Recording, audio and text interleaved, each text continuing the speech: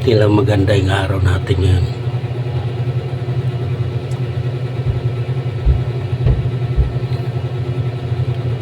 Isang nakakabad trip. Nakakabad trip ng sobra.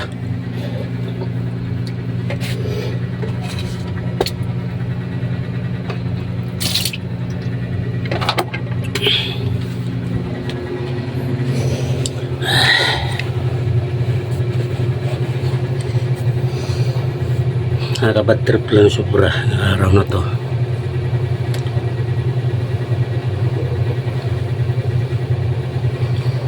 Alam, may tumira sa motor ko, tumarantado.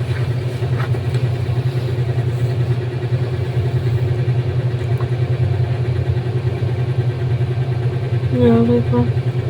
Alam bakit yung motor yung pinagbalingan eh. Ako may personal, may galit sa akin sa trabaho.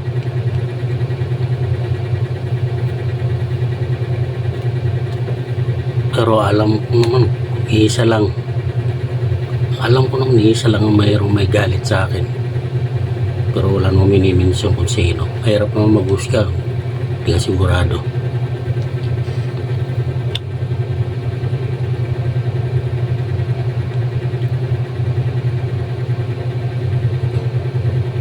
Ba't yung may galit ka sa akin? Yung motor. Wala namang kasalanan sa yung motor eh.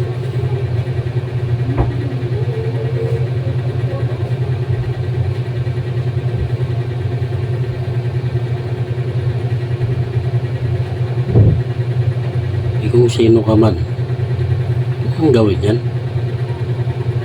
Dahil ba sa ginawa mo dyan, ibig sabihin ba doon nakaganti ka na? Hindi. Tutusin. Paano mong alam na may kasalanan ako sa'yo? Eh kung parte sa trabaho yung pagkakagalit mo sa akin, ka dapat magalit. Trabaho ko yun. May personal kang galit, kausapin mo ko. Hindi yung gamit yung babalikan mo para lang makaganti. Ano mo alam, may ginawa ako sa'yo. Pero alam ko dahil sa trabaho to.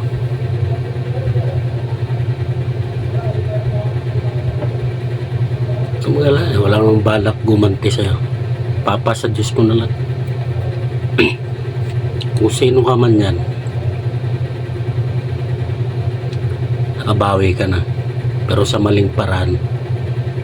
Bumawi ka sa maling paraan, kasalanan mo rin. Dahil parte sa trabaho ko, ginagawa ko yung trabaho ko. Pero hindi mo kailangan gawin yun. Pero kung susunod lang naman kayo, hindi naman galing sa amin yun. Ba't namin ginagawa yun? Hindi kami nagpapatupad nun. Sumusunod lang kami.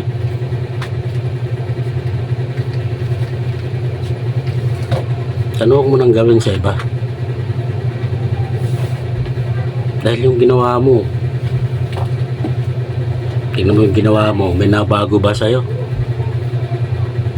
Andyan ka pa rin sa sitwasyon na yan.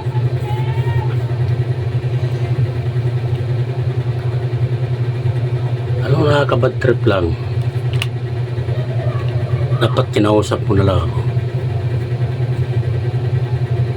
Walang matutuwa sa ganung ginawa mo. Tangke ng langis, halos pinuno mo ng buhangin. May motor, may motor ka man, o ano mo sasakyan mo.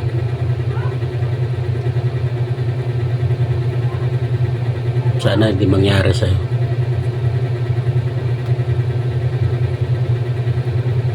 Mo nang gawin.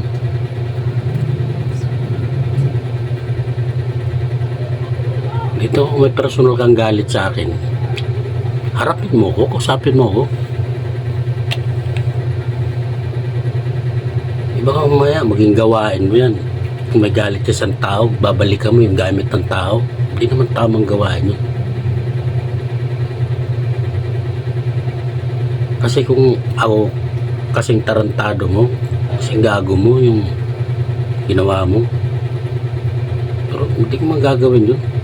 Pag ginawa ko yun, wala naman mababago sa buhay ko.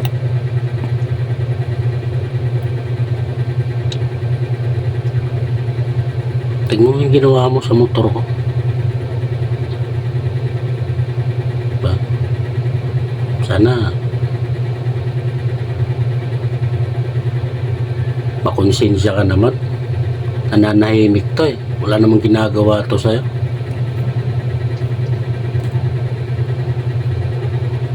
Parehas ka.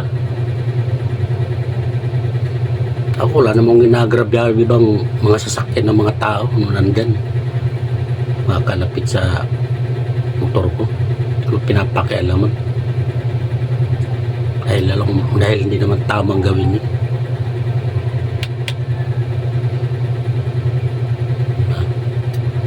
Pumarehas ka. May taong may galit ka.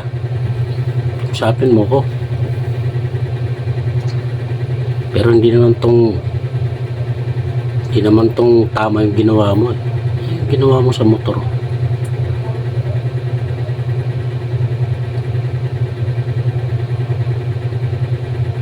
Pinuno mo ng buhangin yung tangke ng langis. Sa tingin mo ba nakakatuwa yung ginawa mo? Bis yung gagastosin kong pera dyan, pambibili ko na lang ng gatas ng anak ko. Papakain ko sa pamilya ko. Sino ba yan? Sana huwag naman ganun. Pumatas ka. Ano ulitin gawin sa iba? CCTV. Alam mo, maswerte ka pa rin. Dahil wala pang CCTV. Dahil kung may CCTV dun sa tapat, yan na napakalaki mong problema.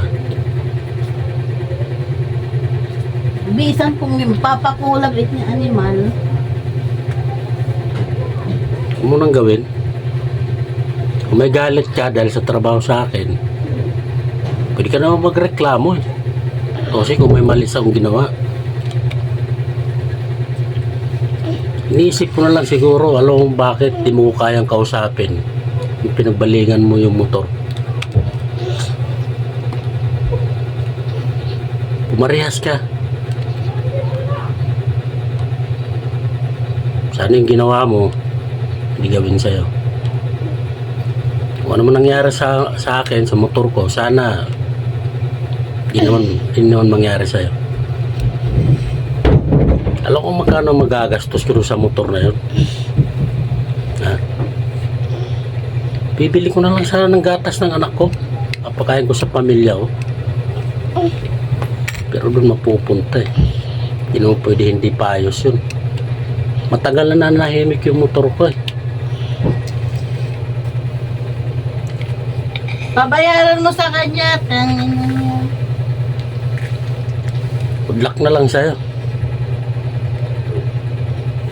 Kung ano man mangyari sa ginagawa mo, kasalanan mo yan. Ako sa'yo, magbago ka. Pumarehas ka. Yun lang. No. Bago ka lang. Ayusin mo yung ginagawa mo. Pasalamat pa rin ako sa'yo. Dami tinapon yung takip ng tangke ng langis. Sana hindi mangyari sa'yo yung ginawa mo sa akin. Papasa Diyos ko na lang yung ginawa mo. Salamat.